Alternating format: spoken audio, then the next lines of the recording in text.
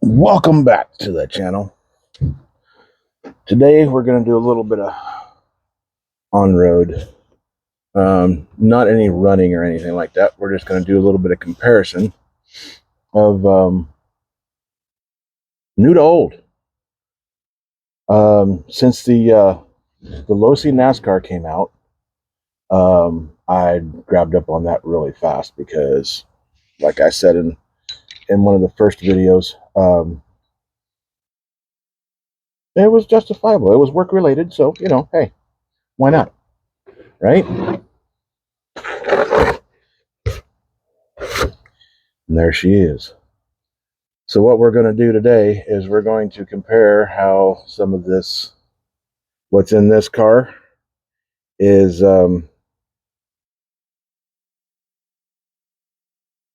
I don't want to really say, because it's kind of mean to say that it's dated, because it's really not. As far as I'm concerned anyways, it's really, really not. A lot of this stuff that we've had for years and years and years is still being used today on everything. The threaded shocks, everything. Now, what has really changed with a lot of things, and there's a few cars that are still using it.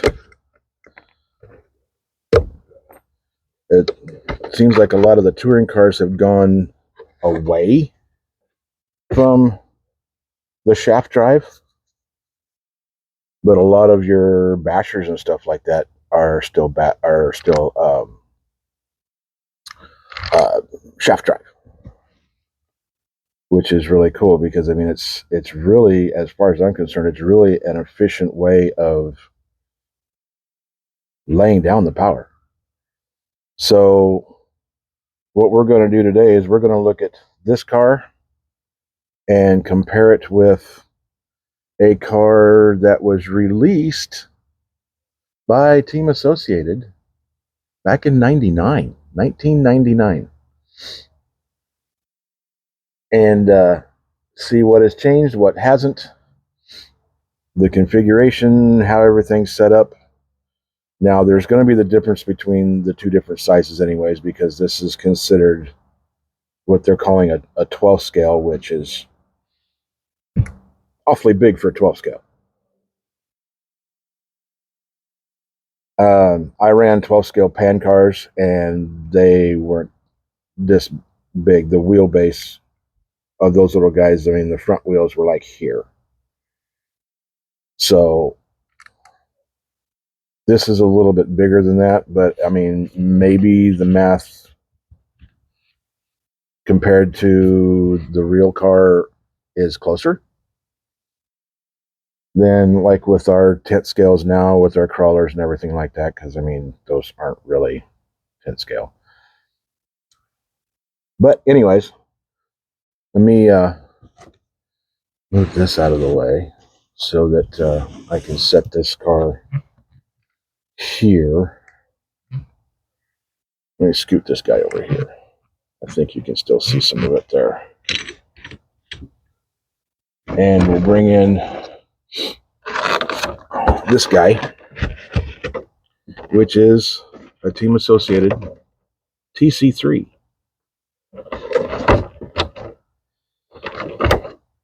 Now, I just found this car here probably about a year ago from a guy.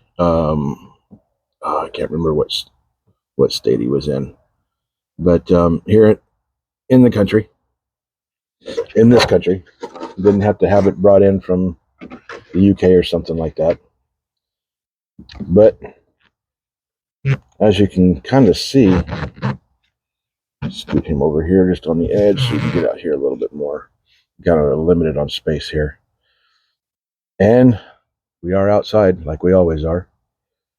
I think, I can't remember if I have or not, mentioned that I do live in my RV, so I do have limited space for doing any of this stuff. So most of my stuff will be done outside, which is even better. Now, you see that these tires are got a bit of a tread to them. Those are the tires that came with the car. Those are what comes in the box. The configuration is still the same. Motors in still the same spot.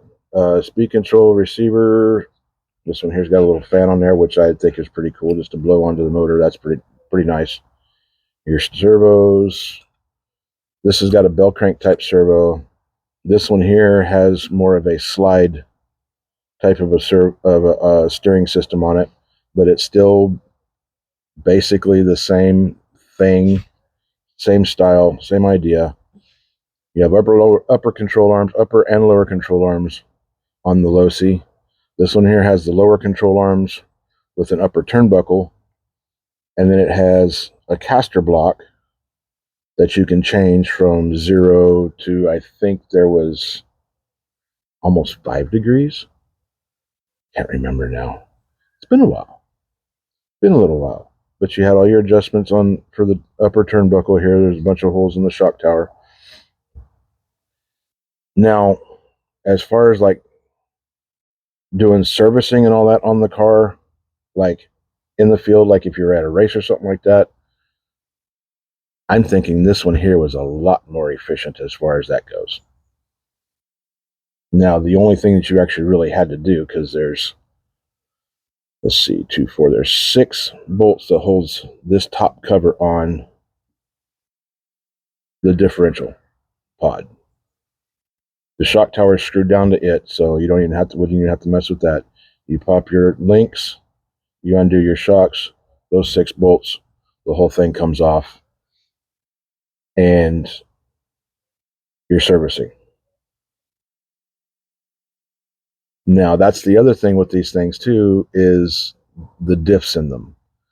Now, everything has gone to, that I've seen, has gone to these, like an actual spider gear type of a setup that's in your car, your actual car. It has the spider gears in it. These did not. These were a different type of a differential type of a system that we're going to get into. I'm going to get one out of the parts bag that came with this car, and I'm going to show you what those little guys look like. They weren't. There wasn't really that much to them, but you had to be really careful because you could lose the little tiny pieces really quick. Now, as far as these guys go, I haven't gotten into this yet. I haven't had a need to yet. Everything feels really. Oh, it felt weird there for a second, but no, just had to kind of warm the shock up a little bit. Haven't had to get into these yet, and since I've had this car and ran it a little bit, these shocks still are not leaking. There's no evidence of any leakage anywhere. Nope. There's nothing wet anywhere. And really, the last time that I actually run this car was the last time you guys seen it. So that's awesome. It is a little bit, it does feel a little bit soft. But anyways, so what we're going to do is I'm going to get these guys out of the way, and I'm going to show you what these differentials look like on the inside, which is still kind of the same idea in here anyways, except just inside of the case that's on these differentials where your spider gears are. It's still a ring and pinion with your center shaft, but that's all there was. There wasn't the spider gear stuff in here. So let me get these guys out of the way here.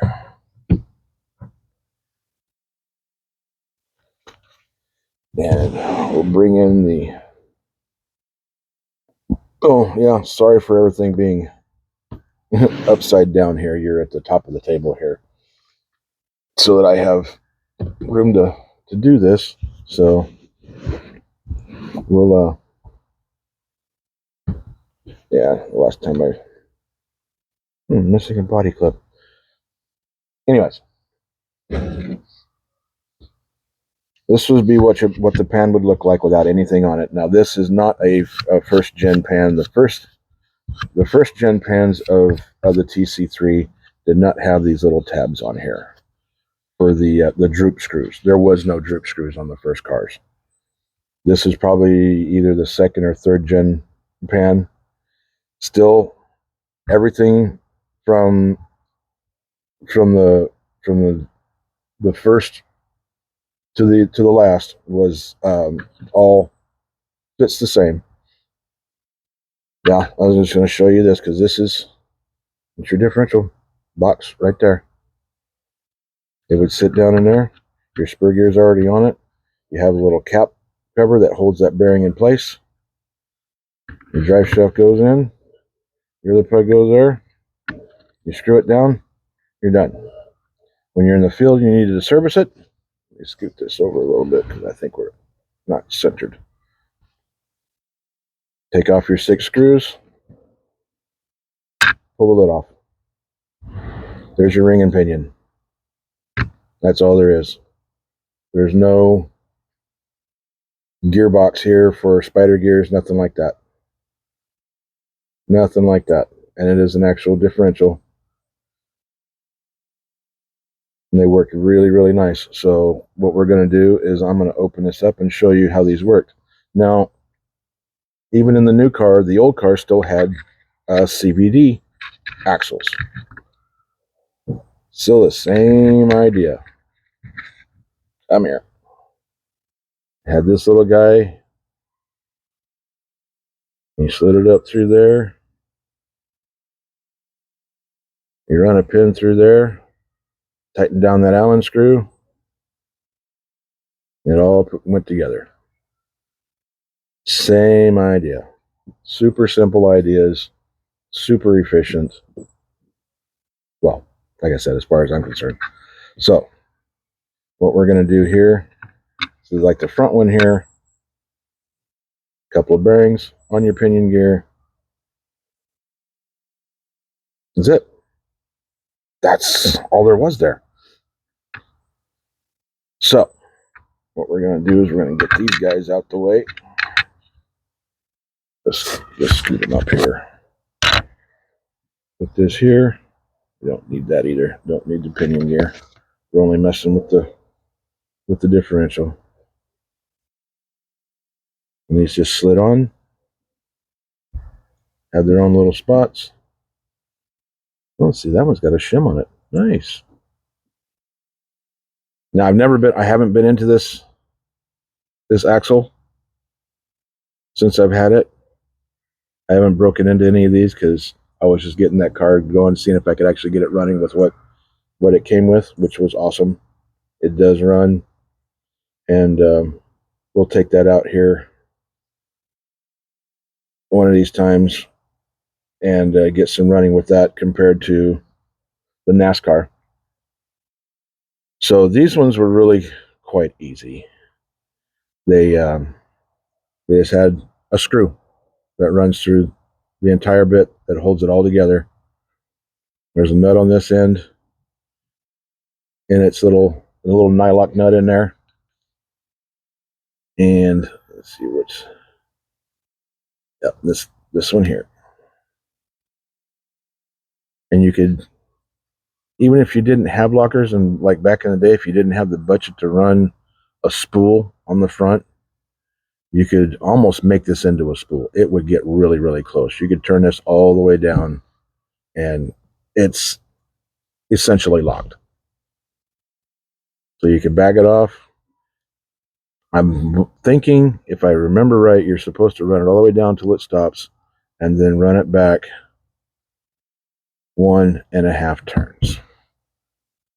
And then you had a real nice diff. Now, if that was still too tight for whatever you were running on, you can back it off more. But there's only so much you can back it off before that sucker starts slipping. So if I take it back to where there's a whole 2 turns on there, it might, see. You can see the slots in my fingers right there. Now the whole thing just slips. So now, when we've gotten that far, we're going to Undo this little guy.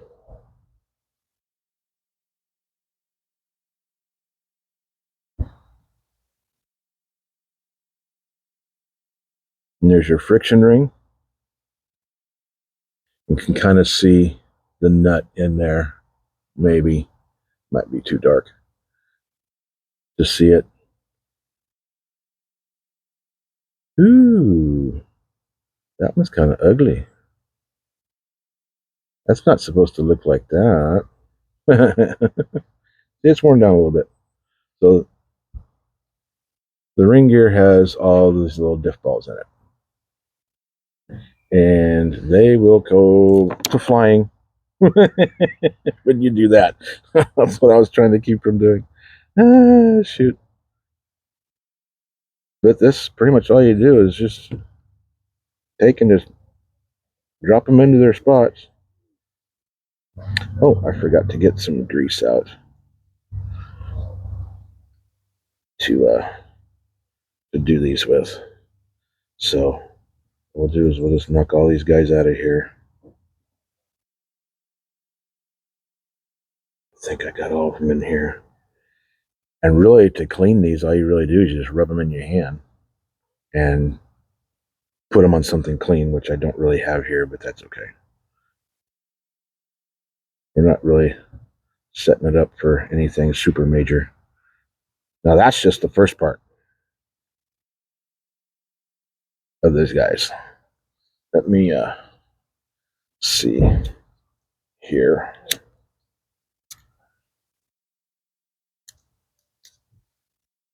Get this diff ring off of here. See how ugly that is. Oh yeah,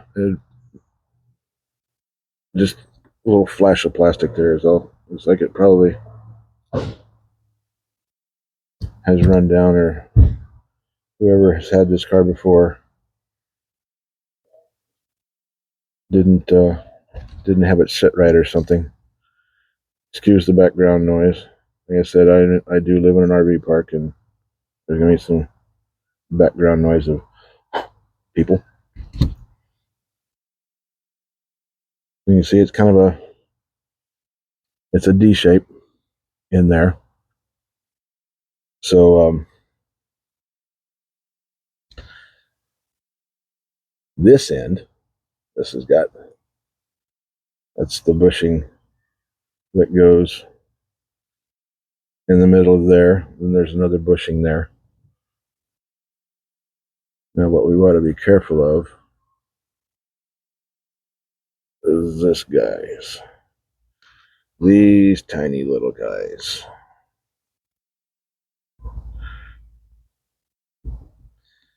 You have another whole set of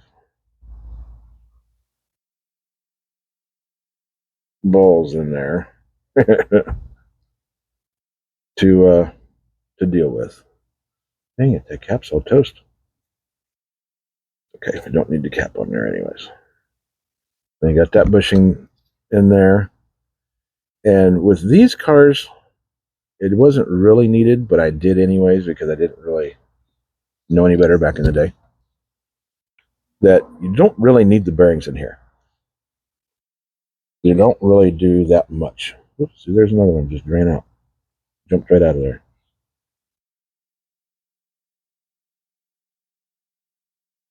So I need to get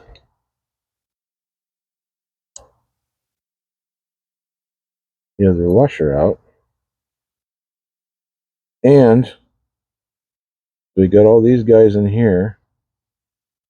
Those guys get sandwiched between those inside there. And then get set on top of a spring. It's basically like a slipper clutch. Really is what it is. It's basically designed the same kind of way as a slipper clutch. Now, it's the same idea with the pan cars too. Pan cars had their differentials on the spur gear. So this would have been your spur gear. You set up your differential into it. You had a nut on there so that you could loosen or tighten it to get the slip that you needed for getting going, taking off. keeping the car from spinning out. And then it was just straight axle, direct drive. So let me, this little tiny screw right here holds this whole shebang together. That little tiny guy right there. So awesome. I love these cars. So what we're going to do is we're just going to freshen this kit up a little bit. I think I have some black grease in my toolbox. So let me go and wipe this all down a little bit.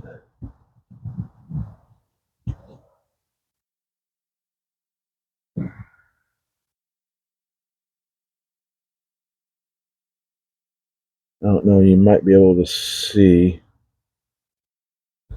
like there's a little bit of a groove in the center there where the balls have been spinning.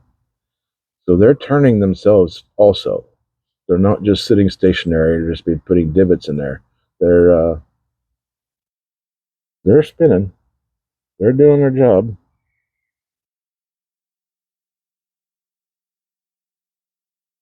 Now, here's the fun part. See, that's what I was talking about. These little guys, they don't want to get captured.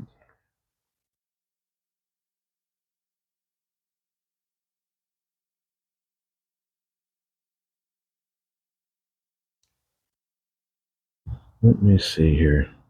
Let's do this. I'll drop that in there and drop one of the other ones in there so that you can see. I don't know, maybe not.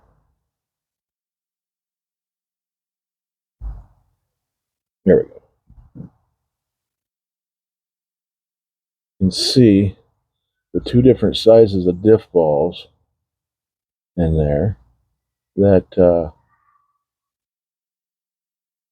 that these guys used. Now, like in your new ones, you don't have this. So get these guys all cleaned up.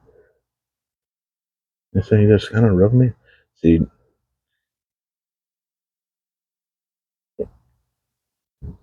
all y'all wanting to use rubber gloves and all that stuff. No, get your hands dirty. Don't worry about this stuff. Whatever hazardous materials might be on this stuff ain't going to take effect into you until you're about 50 or 60 anyway, so don't worry about it. And if you're already there just getting into this, really don't worry about it because you'll never feel the effect. Just kind of rub them around, get them all nice and clean. Soak in some of that RC car goodness. One more. Hiding right over in the corner.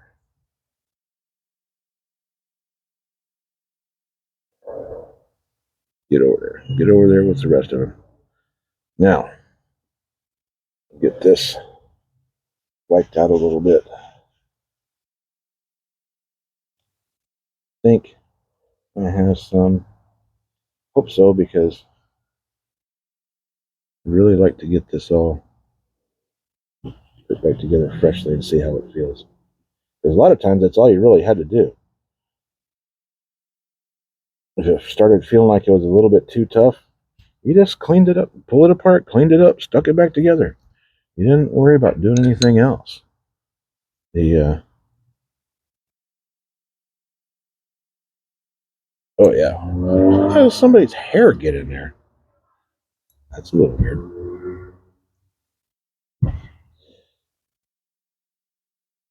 There's no telling how long these have been put together. This car may have never been raced before either. Oh, that was something else I wanted to show you before I go and get the grease. Like I was showing you on this pan here, how it's got these little notches. This is like the second or third gen pan before they stopped making the TC3. That was for your droop screws. Now, on the one that I got running, you can see there's not, see, I have the newer arms on here. These are the graphite newer arms with the droop screws in them.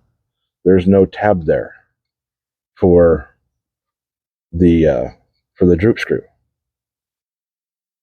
So I have those in there. That kind of, it does help. They really do help. That was something that was put in for the next gen cars, but the first gen pans did not have that on there. It was all tuned in with the shock. It wasn't tuned and with sway bars. If you needed sway bars, normally on outside tracks, asphalts and stuff like that, it didn't run sway bars. Some guys did. I didn't. Of course, at that time, I wasn't really that good. I'm still really not that good of a driver, but good enough to have a lot of fun with it. And yeah, these things were an absolute blast. They were fun.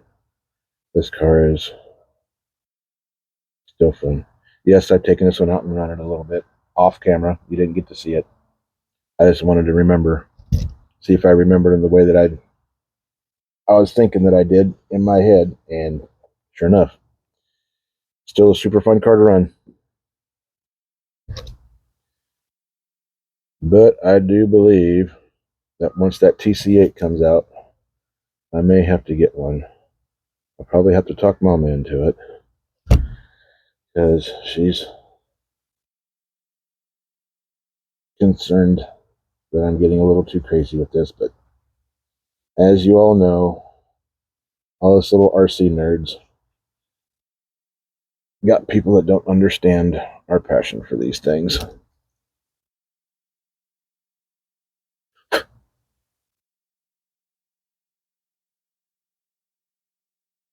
Turn that little bit of flash off of there. Now, we'll be right back and get some grease, and we'll put this little baby back together. Hang on a second.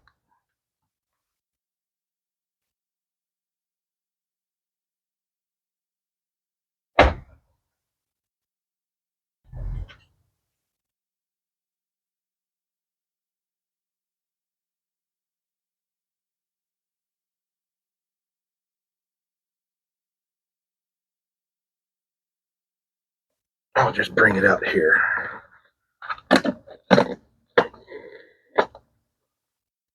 Pretty sure that I thought I had a little tube of that black grease. Oh, I do.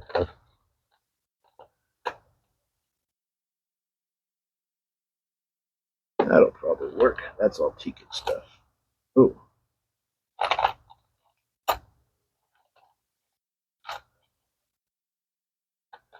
Maybe I don't. Thought I did.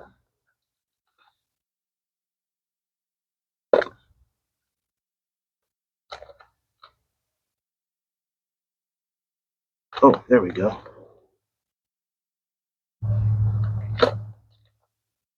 We'll just use that. That's some MIP grease for the drive shafts. That should work. That should work just fine. But I thought I had some. I don't know what the heck that is.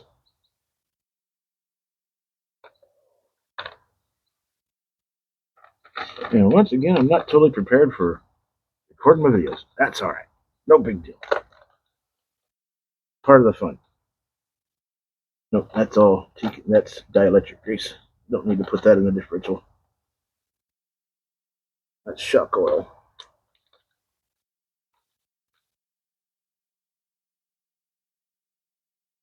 So, yeah, I'll just use that to put the little tiny balls back onto their washers. And we won't worry about the differential balls right now, being this is all just kind of a demonstration type of a thing anyways, just to show you what's going on.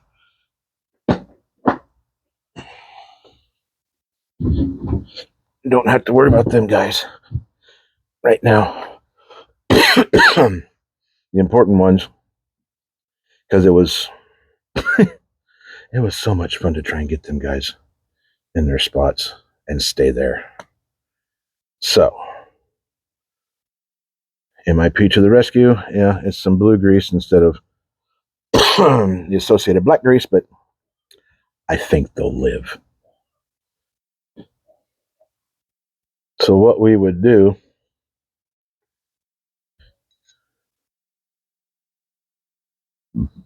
is basically we were just, it almost became an art form. Because what you were having to do was put a little bit, oops, come on. Oh, I'm contaminating it. What the heck is that? What's that piece of plastic that I just Just keep spinning this around here.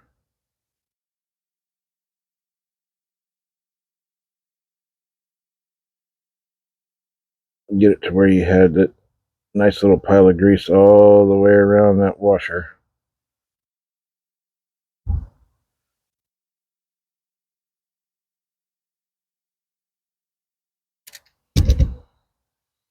And start taking these little guys and just dropping them in there.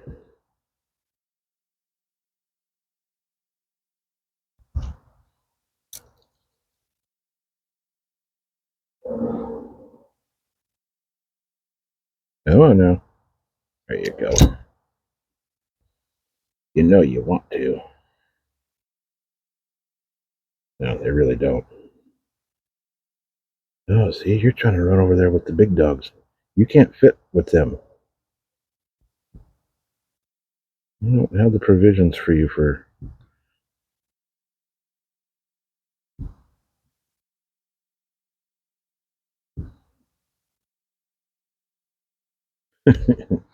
Okay. And you got them guys kind of set on there, setting some grease.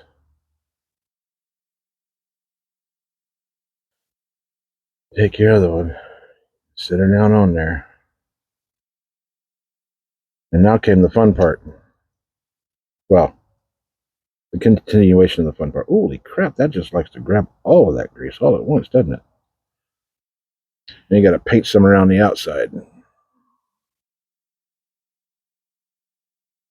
Hey, my newfound shakiness is actually starting to pay off. I can actually do this pretty good now.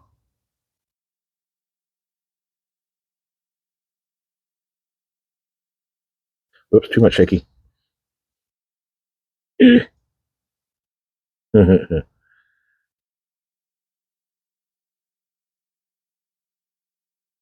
These were so much fun. But this is what we had. We didn't have advancements to where you could just drop your spider gears in there and squirt a bunch of thick grease on them or whatever that stuff is. It's a million weight diff oil. Now, put your spring bag on, get your long tube, and you run them kids back up in there.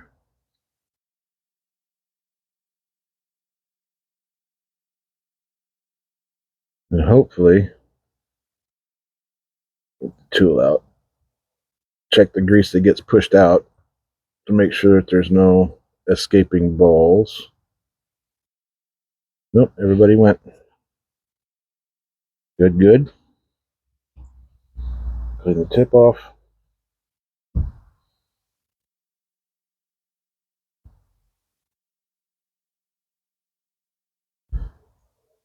We'll leave what's on there on there. Now with these guys, when you started seeing some wear on them, you could actually turn these ones over. They actually worked really well for You can get double duty out of them. You start seeing a little bit of wear on one side where the diff balls were. You can take and just flip them over, and you'd have a nice clean side to work with. And once you've wore out both sides, then it was time to do a full-on rebuild on your diff. So both sides of these look like they've been used before anyway, so we'll just set those right back down into place like that. Put that one back on. No more plastic overlapping.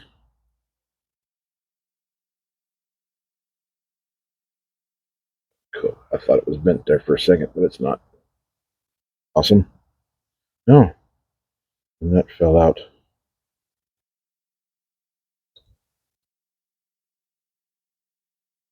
Thank you. Put you back down in your home. Now, these guys, there is a little bit of a lip on the other side, so you can just take and just drop these down in there. Not down the center, though.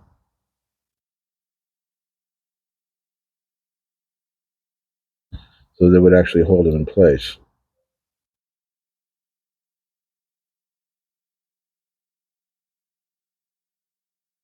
And then you could lay your diff grease across the top of them on both sides, and then you just sandwich the little booger back together. Let's close you off. Get the dog hair out of it. Close that.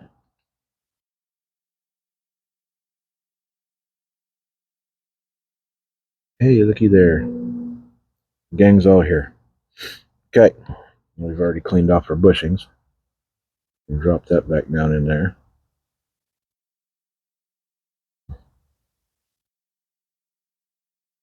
And this one can sit here too. Put this back on the driver. It makes it a little bit easier to do it that way. Because here comes the fun part. Actually, let's do it this way.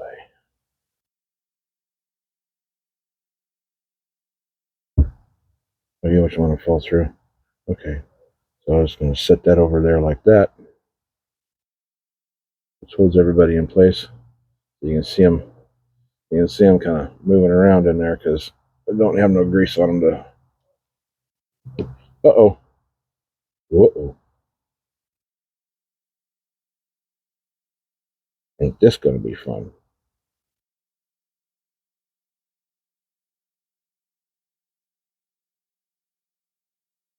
Get back on there. This. And you right back up in there where you're supposed to be. Just like that. All right. Take this. Turn it on. Get that nut started so it doesn't push itself back out of its hole. Let's see. You see the.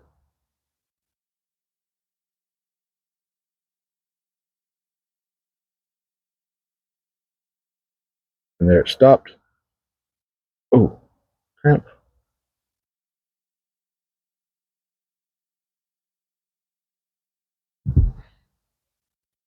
Yep, that's pretty well locked.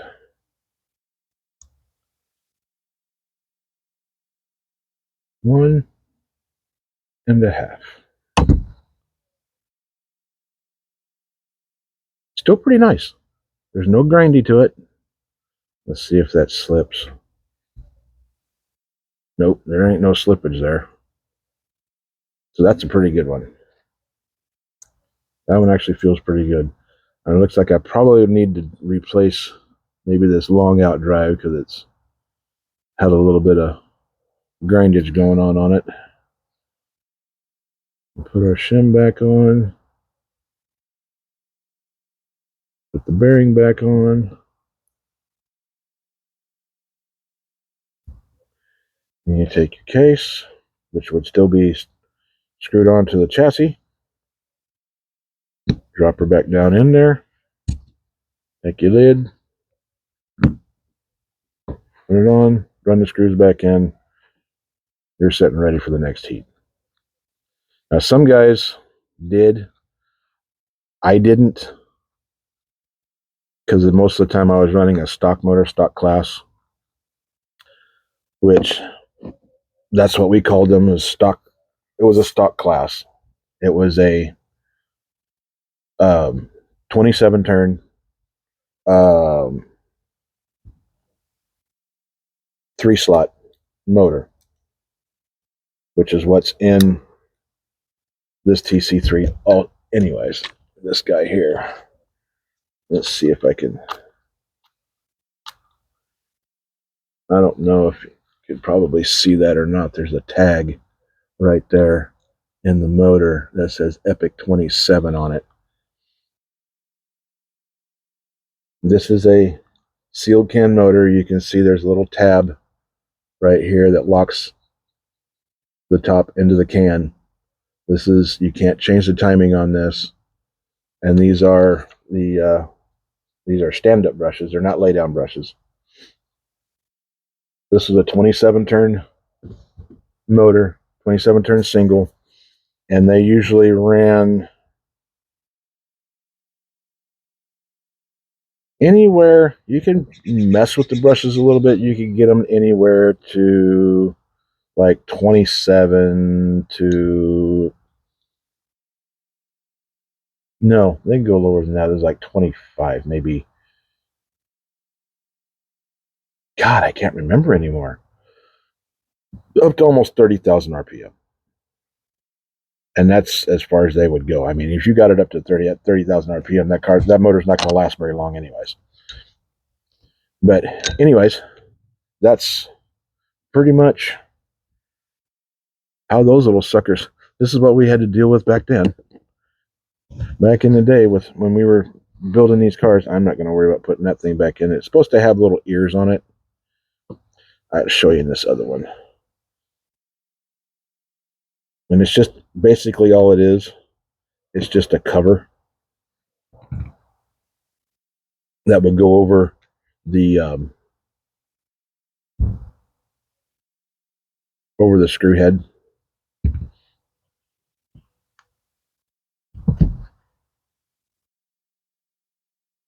It's supposed to have those little ears on there that go down in the dog bone slots to hold it in place. And it was just mainly just to protect the screw from being damaged, get a bunch of debris and stuff in it. But it also still had the little hole in it so that you could quick tune. You could pop your link off, lay the wheel over, and get to it. Get your Allen down in there and tune that diff real quick. But anyways, that's all there is for this one. Kind of show you the differences of the new and old and what's changed and what hasn't. What I've seen so far on these two cars, which is actually pretty awesome. I'm liking both of them a lot.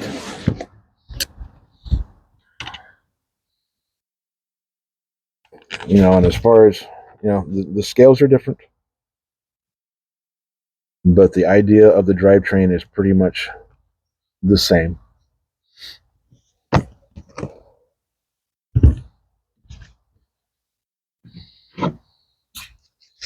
What I think I'm probably going to have to do, because these, I'm going to get in and look at these one of these days anyways, because now that I've only run like 3 packs for this car now. But that's being used to this and how these diffs work. These don't. See how quickly it stops? I got this back one on this one really loose because this rear diff is just about shot anyways. So, and it helped with the turning, having the front tighter, because I think I got the front one almost locked down as much as it could, and it's worked its way in. But the way that these ones, you turn them and they stop, and how these ones, they are so much freer.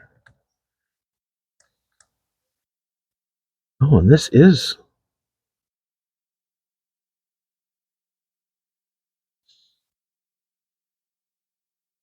Well, it's a CVD on the front, but it's a dog bone in the rear. Well, how about that? I just noticed that. That's pretty cool. I don't know why they did that, but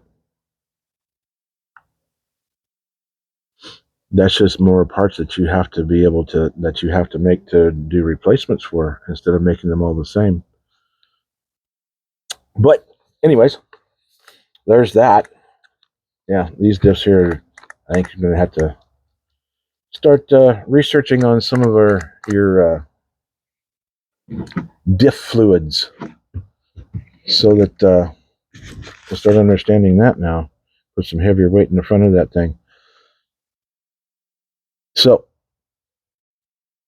that's that for this for now. I'm going to try and get maybe one more video out before the end of the year, but I think this one and possibly a second one, or the next one, is going to be it for this year. And appreciate you guys being here. Thanks for watching, and let me know what you think. Let me know if this kind of stirred up some memories of your on-road fun that you had back in the day, and remembering these cars.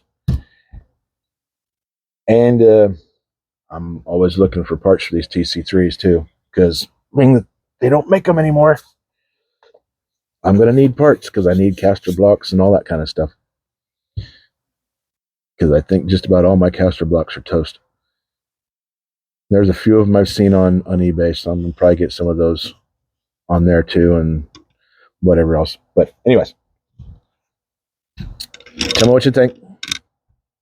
Like, comment, subscribe, check your subscriptions, make sure that they're still going, because that is a real thing, that people's subscriptions are being shut down unbeknownst to them. And get out and have some fun with your RC cars. RC cars, RC planes, boats, drones. Just go out and have some fun. Have some good old fun. Enjoy these things. That's what we got them for, is to go out and have fun and enjoy them. And appreciate you for being here. And let's try and keep this sucker going. I'm starting to get a little bit more used to it. And yeah, I will see you on the next one. Thanks for being here. Bye.